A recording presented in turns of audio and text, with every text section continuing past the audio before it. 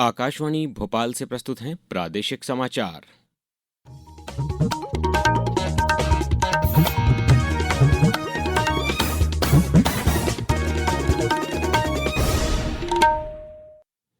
नमस्कार, समाचारों के साथ मैं अभिषेक कटियार। सबसे पहले इस बुलेटिन के मुख्य समाचार। प्रधानमंत्री नरेंद्र मोदी ने मुख्य सचिवों के सम्मेलन में कहा कि भारत जल्द ही राष्ट्रीय विनिर्माण मिशन शुरू करेगा। प्रदेश में नगरीय निकाय और पंचायत उपचुनाव के लिए मतदान शुरू हो गया है। पंचायतों में दोपहर 3 बजे तक और नगरीय निकायों में शाम 5 बजे तक वोट डाले जाएंगे। केंद्रीय मंत्री शिवराज सिंह चौहान ने विदिशा, सांची और दीवानगंज स्टेशनों पर 3 नई ट्रेनों के हॉल्ट का शुभारंभ किया।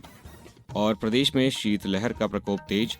भोपाल में पारा 5 डिग्री से नीचे गिरा, जबकि मंदसौर में तापमान 2.5 डिग्री दर्ज किया गया।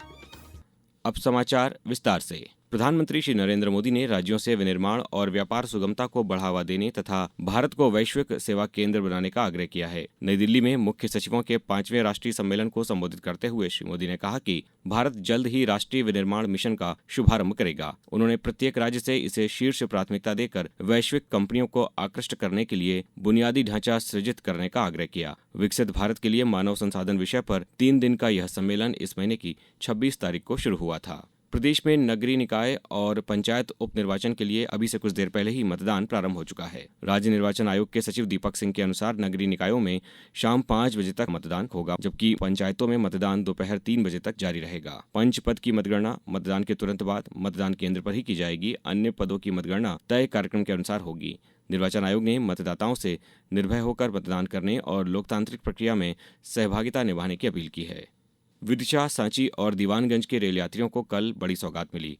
केंद्रीय मंत्री शिवराज सिंह चौहान ने विदिशा रेलवे स्टेशन पर आयोजित कार्यक्रम में 3 नई यात्री ट्रेनों के हॉल्ट का शुभारंभ किया।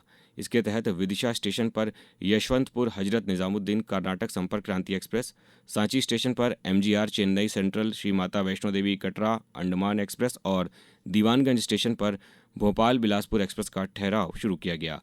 इसके साथ ही केंद्रीय मंत्री शिवराज सिंह चौहान कल विदिशा में आयोजित प्रदेश स्तरीय बॉडी बिल्डिंग प्रतियोगिता में भी शामिल हुए, जहां उन्होंने खिलाड़ियों का उत्साहवर्धन करते हुए कहा कि कोई भी सफलता साधना मांगती है, तपस्या मांगती है, मेहनत मांगती है, प्रैक्टिस मांगती है। 200 किलो वजन उठा रहे थे, ये देखने में आसान लगता है, लेकिन कितनी तपस्या इसके लिए करनी पड़ती है ये वजन उठाने वाले हमारे बॉडी बिल्डर ही जानते हैं। इन्होंने सिद्ध कर दिया कि अगर मेहनत की जाए, साधना की जाए, तपस्या की जाए, प्रैक्टिस किया जाए तो दुनिया में कुछ भी असंभव नहीं है। मुख्यमंत्री डॉक्टर मोहन यादव ने कल शाम आष्टा में पत्रकार प्रमोद शर्मा और उनके कैमरामैन के साथ कथित मारपीट की घटना को गंभीरता से संज्ञान में लेते हुए DGP को वरिष्ठ पुलिस अधिकारी के माध्यम से निष्पक्ष जांच कराने के निर्देश दिए हैं। मुख्यमंत्री ने अस्पताल में उपचाररत श्री शर्मा के शीघ्र स्वस्थ होने की कामना करते हुए उन्हें शासन के खर्च पर बेहतर से बेहतर इलाज उपलब्ध कराने के लिए प्रशासन को निर्देशित किया है। वर्ष 2025 भारत की विकास यात्रा में महत्वपूर्ण अध्याय रहा है।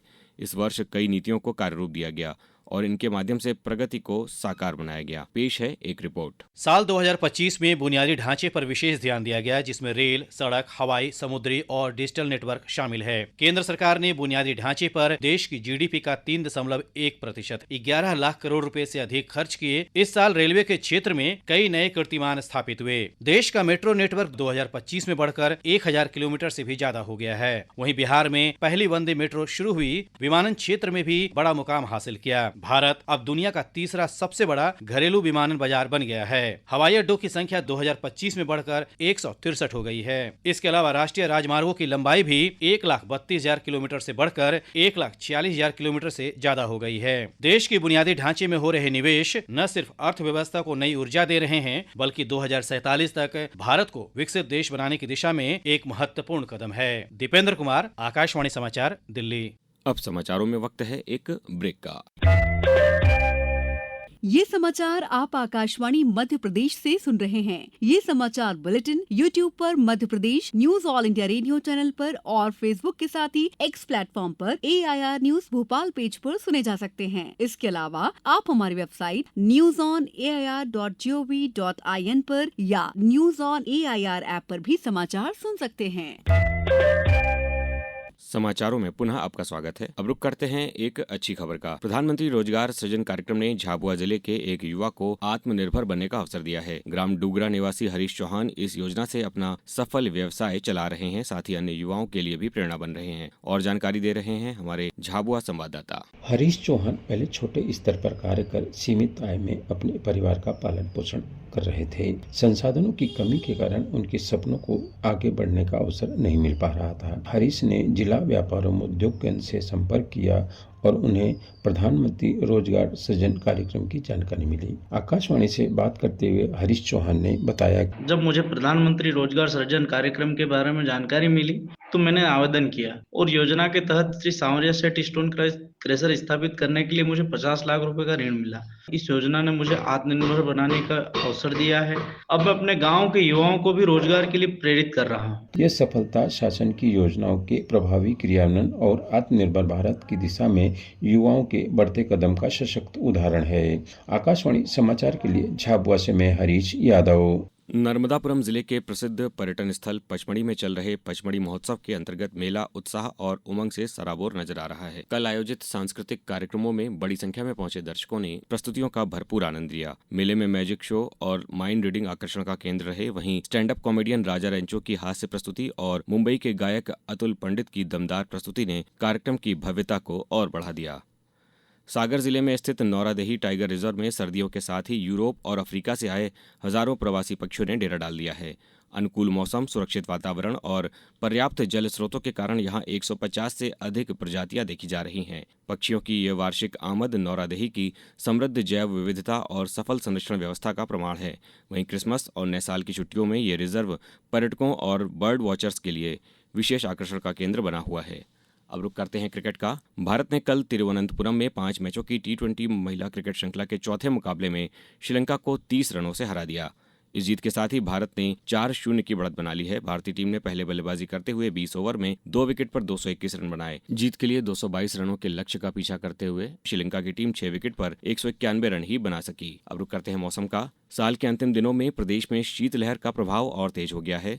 राजधानी भोपाल में न्यूनतम तापमान 5 डिग्री सेल्सियस से नीचे दर्ज किया गया, जबकि मंदसौर में 2.5 डिग्री और शहडोल के कल्याणपुर में 2.8 डिग्री सेल्सियस के साथ ठंड के नए रिकॉर्ड बन रहे हैं, जिससे संकेत मिल रहे हैं कि नए वर्ष की शुरुआत भी कड़ाके की ठंड के साथ होगी। मौसम विभाग के अनुसार भोपाल, विदिशा, सीहोर और राजगढ़ सहित 9 जिलों में शीतलहर का प्रभाव रहेगा, जबकि ग्वालियर, दतिया, भिंड, सिंगरौली और सीधी में घना कोहरा छाए रहने की संभावना है। अब कुछ समाचार संक्षेप में। जबलपुर में कल नौजवान एकता संगठन द्वारा साप्ताहिक पौधरोपण धराधानी अभियान के अंतर्गत बादाम सहित अन्य पौधों का रोपण किया गया। संगठन अध्यक्ष तिलक लोधी ने जन सहयोग की अपील करते हुए प्रत्येक नागरिक से एक पौधा लगाने और उसका संरक्षण करने का आग्रह किया। आगरमालवा जिले के बड़ौद स्थित शासकीय ITI में जिला स्तरीय कौशल प्रतियोगिता का 2 दिवसीय आयोजन आज से 2 शिफ्टों में किया जा रहा है। नर्मदापुरम में केंद्र सरकार की गरीब कैदियों के लिए सहायता योजना के अंतर्गत 5 दंडित बंदियों को जिला स्तरीय निगरानी समिति द्वारा वित्तीय सहायता राशि स्वीकृत की गई है। आयुष्मान भारत डिजिटल मिशन के तहत अब प्रदेश के सरकारी कॉलेजों में पढ़ाई कर रहे विद्यार्थियों की आभा ID बनाई जाएगी। इंदौर जिला रोजगार कार्यालय और औद्योगिक प्रशिक्षण संस्था तथा जिला उद्योग केंद्र इंदौर के संयुक्त तत्वावधान में युवा संगम कार्यक्रम का आयोजन 5 जनवरी को किया जाएगा। विदिशा सांसद और केंद्रीय मंत्री शिवराज सिंह चौहान ने कल संसदीय खेल महोत्सव के तहत विदिशा की खेल प्रतियोगिताओं के विजेता खिलाड़ियों को शील्ड एवं मेडल प्रदान किए। और खरगोन कलेक्टर ने इंदौर इच्छापुर राष्ट्रीय राजमार्ग पर भारी वाहनों के आवागमन पर वर्ष 2025 की समाप्ति और 2026 के आगमन पर अस्थायी प्रतिबंध के आदेश जारी किए हैं। अंत में मुख्य समाचार एक बार फिर। प्रधानमंत्री श्री नरेंद्र मोदी ने मुख्य सचिवों के सम्मेलन में कहा कि भारत जल्द ही राष्ट्रीय विनिर्माण मिशन शुरू करेगा। प्रदेश में नगरीय निकाय और पंचायत उपचुनाव के लिए मतदान शुरू हो गया है। पंचायतों में दोपहर 3 बजे और नगरीय निकायों में शाम 5 बजे तक वोट डाले जाएंगे।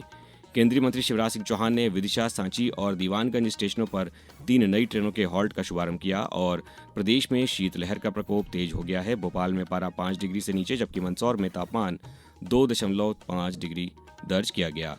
इस बुलेटिन में बस इतना ही। अगला बुलेटिन सुनिए दोपहर 2:10 पर। नमस्कार।